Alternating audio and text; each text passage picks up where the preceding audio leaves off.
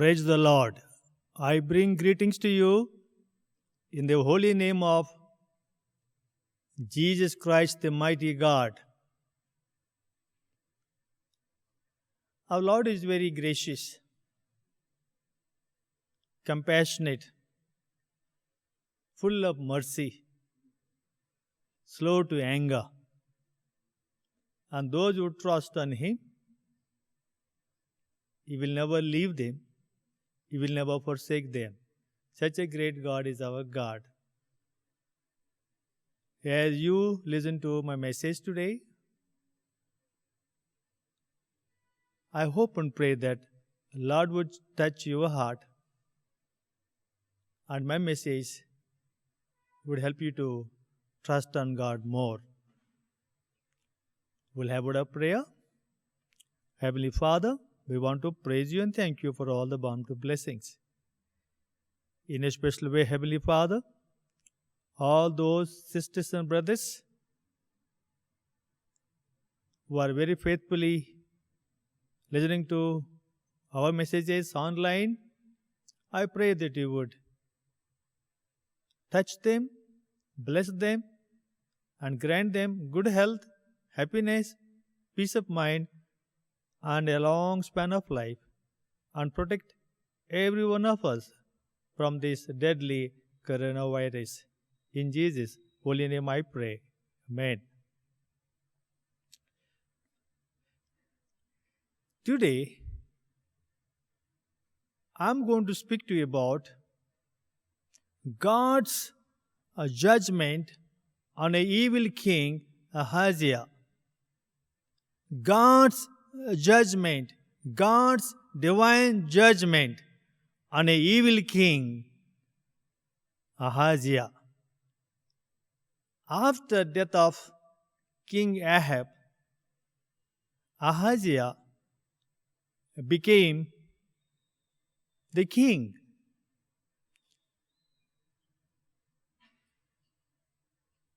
Ahaziah did evil in the sight of the Lord. Ahaziah did evil in the sight of the Lord. He followed the ways of his father Ahab and his mother Jezebel the queen. Thirdly, he served Baal God and he worshipped Baal God. He served Baal God and he worshipped Baal God. The king of Israel, chosen king by Almighty God, supposed to worship only Him and nobody else. But he started serving and worshipping the heathen god Beelzebub, the god of Ekron, the Philistine god. Bible says so. He was very evil like his father and mother, and very cruel like his father and mother, Ahab and Jezebel. As a result, God of heaven, the creator of the universe, became so upset, became angry with this king of Israel, Ahaziah. And as a result, let us see the remaining story. I'll take you to 2 Kings, 1st chapter, verses 1 to 17. Verses 1 to 17. I will give you the summary of these 17 verses. Listen to me very carefully. Before I could get into the scriptures, I have chosen a scripture from the Exodus. Thou shalt have no other gods before me. That is the scripture text that I have chosen. Thou shalt have no other gods before me. With this background, we'll go into the scripture. According to verses 1, 2, 3. 1, 2. One day, Ahaziah, the king, went to his terrace, his balcony of his palace in Samaria. From his palace, from his balcony, it so happened he fell down, broke his back, and he had very severe injury.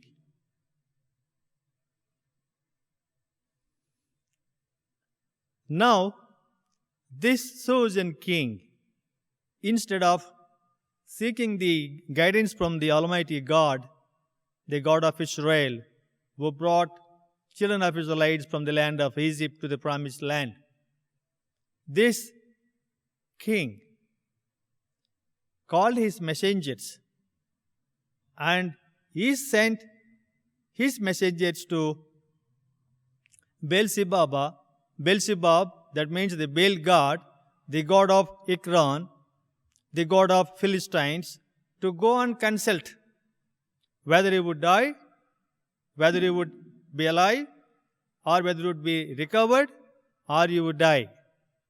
So these messengers set out and started going to the place Ekron to consult the heathen god Beelzebub. According to verse 3, on the way, angel spoke to the great prophet, the man of God, the man of prayer. An angel spoke to the Elijah the prophet. You go and meet those messengers and send this divine judgment to King Ahaziah. So, as usual, this great prophet Elijah set out and met these messengers on the way. And Elijah asked them, "Why are you going to Baal god, who is in Ekron, the Philistine god? You think there is no God in Israel? You think there is no God in Israel to consult? Now you go and tell your king that God became very angry because he is trying to consult the Baal god. Go and tell him, your king will not survive, but he would die. Will not survive, but he would die." So the messengers went back. The king Ahaziah asked him, "How come you came so soon? Have you not gone there to consult the Baal god?" And then according to verses 4, 5 and 6, the messenger told, "We are going to the Baal god at Ekron, the Philistine god. On the way, a man met us. And that man told, 'Go and tell to your king will not survive, but he will die.'" And then according to 7th verse, king asked how that man looks like. That man looks like this, very hairy. He was wearing a cloak, means a dress made out of animal skin, tied with a leather belt. Then he said, "I know who is that man. He is Elijah.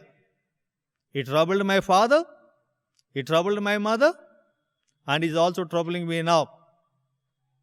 So he became very angry. According to chapter 1, 2 Kings, verse 9, the king Ahaziah sent an officer with 50 strong men. Go and bring Elijah. So the officer with 50 strong men went and found Elijah on a hill. And the officer told, "Man of God, king gave orders for us to go and bring you to king." And then at once the prophet Elijah gave a response by saying, "You say I am a man of God? If I am a man of God, let the fire come from heaven and kill you and your men. Let the fire come from heaven, kill you and your men." Within no minute, fire came from heaven, killed that officer and his men. The message went to king that officer along with 50 men were killed by the fire. According to 11th verse, King Ahaziah did not leave the matter there. He sent another officer with 50 men, "Go and bring that prophet Elijah." So another officer with the 50 strong men came and went to that hill where Elijah was there sitting. "Man of God, our king gave orders to go and bring you to Samaria." And then 12th verse, next verse it says, 12th verse, "If I am a man of God, as you said, let the fire come from heaven and consume you, kill you, you and your men." With no time, fire came from heaven and killed that officer, second officer, and his men. King did not leave the matter there.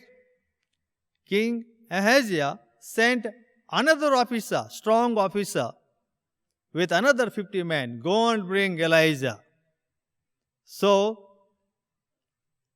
the third officer went to that hill where Elijah was sitting. But unlike other two officers, this officer went near to the prophet Elijah and knelt down, and with tears he told, "Man of God, have mercy upon me and my men. Man of God, have mercy upon me and my men, and spare our lives. Because king told to go and bring you, we have come. And if you don't go, then he would kill us. So therefore we have come, have mercy upon us." They pleaded. And according to verse 15, according to verse 3, angel appeared to Elijah. According to 15 verse again, angel appeared to Elijah the prophet and told prophet, "Don't get scared, don't be afraid, go and deliver the divine judgment to King Ahaziah." And prophet went along with the third officer, and he went to the palace of the king, Samaria, located in Samaria. And according to 16th verse, this great prophet delivered the message to King Ahaziah. "You have sent messengers to Baal God, who is in Ekron, the Philistine god, to consult whether you are going to live, whether you are going to survive or die. You think there is no God in Israel? You think there is no God in Israel to whom you can consult? You have all the way sent your messengers to go and consult with that Baal God instead of the God of heaven who created the entire universe. Because you sent messengers to Ekron to consult the Baal God, today God told me to deliver this divine judgment. You are not going to live, you are going to die. You are not going to live, you are going to die. According to 17th verse, the first part, this King Ahaziah, the son of King Ahab and Jezebel, died with that severe injury. When God says, He means it. When God says anything, He means it, and it's going to happen. And it happened in the case of Ahaziah. Now many lessons that we can draw from this story. 2 Kings, 1st chapter, 1 to 17. This King Ahaziah committed evil in the sight of God. In other words, he did evil in the sight of God. A king, a ruler, who is supposed to live a righteous life, who is supposed to depend on the Almighty God, a king who is supposed to trust on the Almighty God and make people to walk on the right path in the fear of God, he misled the children of Israelites. He made them to worship the Baal God. God could not tolerate that. God could not tolerate that. Those of us who are in the leadership, as a teacher, as a preacher, as a pastor, as a leader, we should be very, very careful. God has chosen you to take care of His work, to take care of His sheep. But if you make people to walk on the wrong path, and if you mislead the God's people, God will not keep quiet. God will not keep quiet. Lesson number 2. This chosen king, Ahaziah, chose to worship Baal God, chose to serve Baal God. He has been appointed to only serve the Almighty God. Instead, he started serving the Baal God, worshipping the Baal God. And today, my dear sisters and brothers, God has chosen you and me. John 15:16. You have not chosen me, I have chosen you, I have ordained you. When God has called you by your name, when God has chosen you as a servant, as a disciple, as His follower, if you consult the idols, if you consult the gods who cannot talk or speak, if you go to another source to get the help, God cannot tolerate that. God cannot tolerate that. Lesson number 3. Like his father, Ahab, and his mother, Jezebel, this king, Ahaziah, was very cruel, committed sin against God, and very wicked. I want to tell you today, when God calls you for leadership, be gracious to your subjects, your people.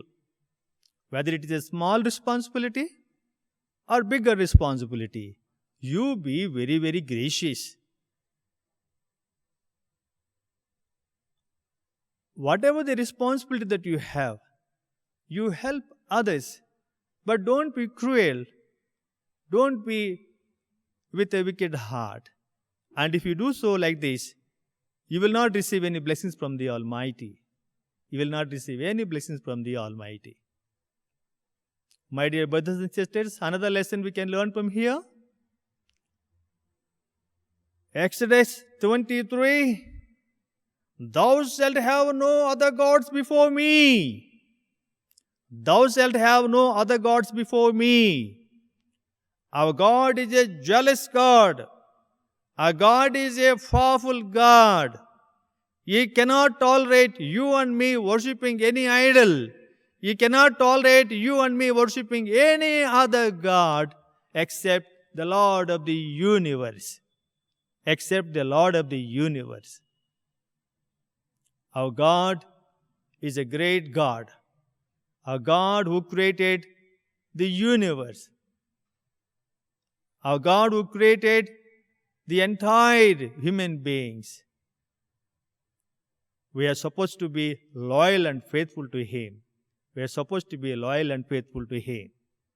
Another lesson we can learn from here.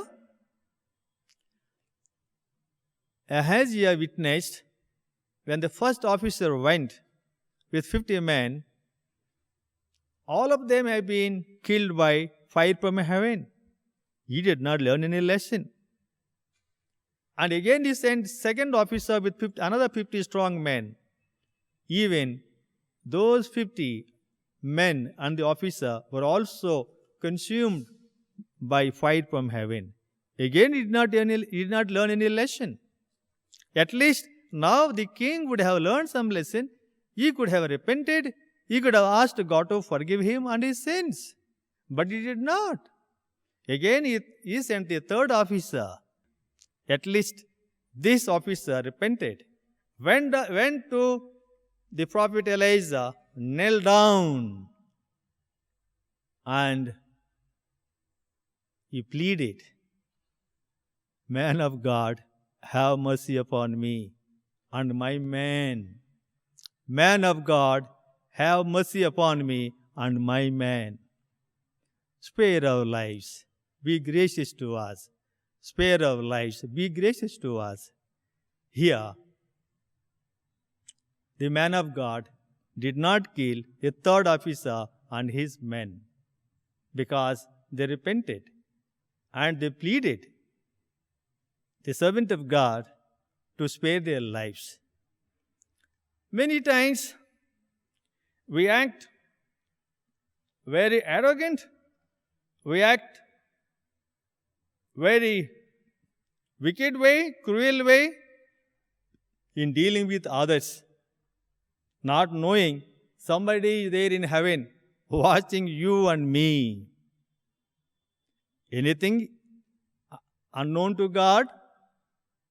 As David says in 143 chapter, Psalms, if I go to heaven, God is there. If I go to deepest waters, God's presence is there. Even if I go to middle of the air, God is there. God sees you and me, what all we are doing. So therefore, we have to be very, very careful as we serve the Almighty God, as a disciple, as a follower. You have to be very, very careful. Every moment of your life, always think about Jesus, think about the mighty God, and contemplate on Him. The more you think about Almighty God, the more you imagine about Almighty God, God becomes very close to you and you become very close to God. So therefore, let us not invite any divine judgments upon us. Let us be very, very careful. Thou shalt have no other gods before me. I am a jealous God. I tolerate no other gods before me. Therefore, my dear brothers and sisters, those who are listening to me online, today, this message to touch your heart. This message should touch your heart and mind. And let us live a humble life, a simple life, a life that would be acceptable in the sight of God. Let us not be arrogant. Let us not be wicked. Let us not be cruel. Let us be gracious. Let us be compassionate. Let us be slow to anger. Let us be full of mercy and compassion. May God of heaven continue to lead you and guide you and make you to walk on the right path. Thou shalt have no other gods before me. I am thy God. I am alone thy God, and no other God before me. Such a great God is our God. Let us continue to rely on Him, depend on Him, trust on Him. Heavenly Father, I pray that you bless everyone who are watching this message online. Grant them good health, happiness. Grant them long span of life. Grant them all the required blessings. Let them learn a lesson from this story, from King Ahaziah, who was so cruel, wicked, and arrogant. Instead of consulting you, Heavenly Father, instead of depending on you, ye want to consult a heathen god, Baal god. We cannot speak, we cannot talk. And as a result, he lost his life. This story should teach us many, many lessons. Help us to only consult you for all our problems. Help us to rely on you, trust on you, Heavenly Father. Help us to give you top priority in our heart and nobody else. As you have said, thou shalt have no other gods before me. You are our God. Help us to depend on you, trust on you. Continue to lead us and guide us. In Jesus' holy name I pray. May the love of God, the mercy of Jesus Christ, and the communion of the Holy Spirit be with you and me, now and forever. Amen.